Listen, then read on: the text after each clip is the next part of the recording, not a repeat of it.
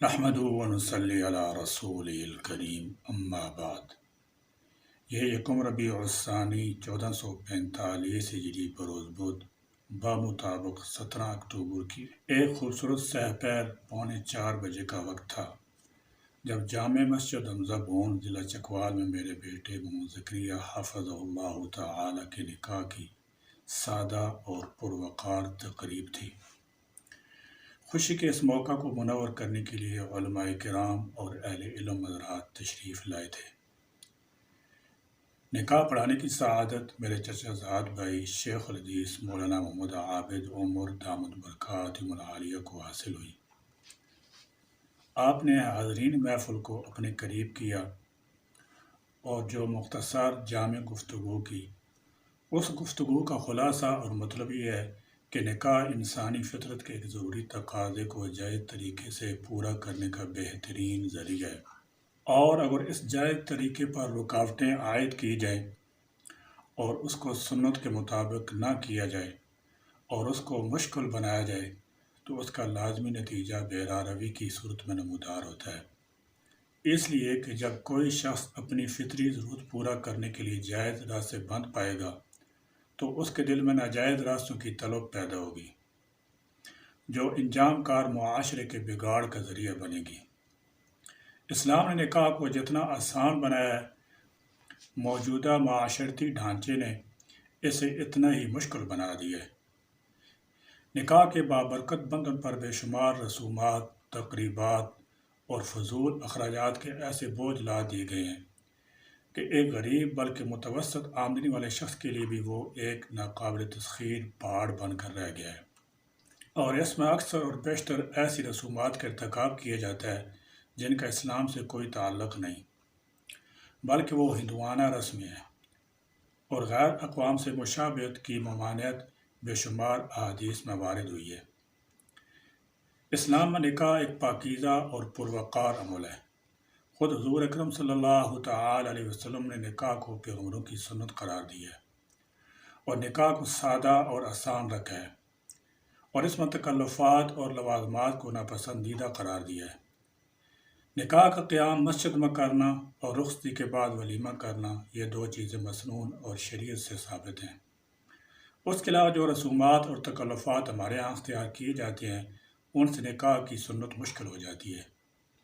یہی وجہ کہ بہت سے خاندانوں میں شادیاں انہی رسومات کے پورا نہ کر سکنے وجہ سے بہت تاخیر کا شکار ہو جاتی ہیں۔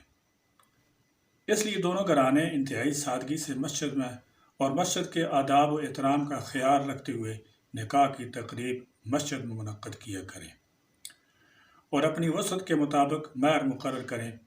رخصتی کے بعد دوسرے دن اپنی وسعت و گنجائش کے مطابق مسنون طریقہ پر ولیمہ کریں۔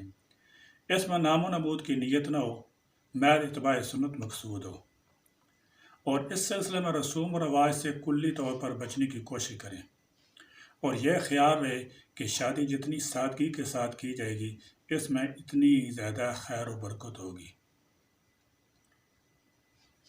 پھر حضرت والا نے ایجاب و قبول کرانے کے بعد نکاح کا مسنون خطبہ پڑھا اور دعا فرمائی۔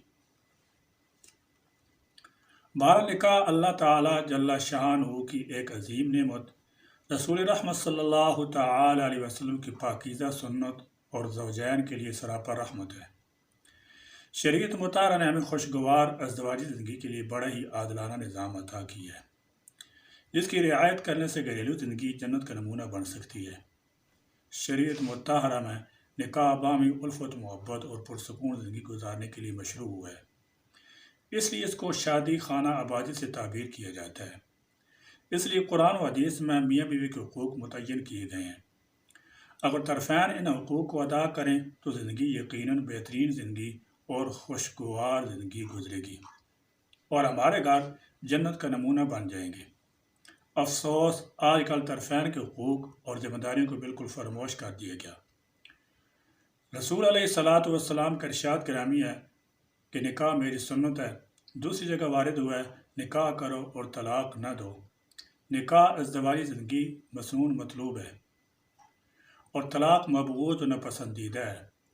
فی زمانہ حقوق زوجین کے سلسلے میں بے توجہی برتی جا رہی ہے۔ نکاح کے مقاصد الفت، مودت، باہمی اتفاق و اتحاد مفقود نہیں تو کم ضرور ہوتا جا رہا ہے۔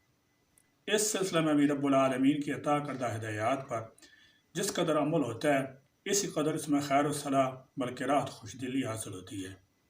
لیکن انسان اپنی خواہشات نفس سے عام طور پر اتنا متاثر ہوتا رہتا ہے کہ اپنے عمل میں اپنے رب کی پسند سے اور ہدایت سے دور ہو جاتا ہے۔ اگر ہم نفس و خواہش کو قابو میں لا سکیں تو ہماری زندگی بڑی خوشگوار ہو سکتی ہے۔ اس کے لیے علماء دین اپنے مواعظ کے ذریعے اور ملفوظات کے ذریعے کوشش کرتے رہتے ہیں۔ ضرورت ہے کہ ہم اپنے پروردگار اور اس کے رسول خاتم الانبیاء صلی اللہ تعالی علیہ وسلم کی طرف سے جو ہدایات ہیں ان کو معلوم کریں اور ان پر عمل کرنے کی کوشش کریں۔ وما علینا الا البلاغ۔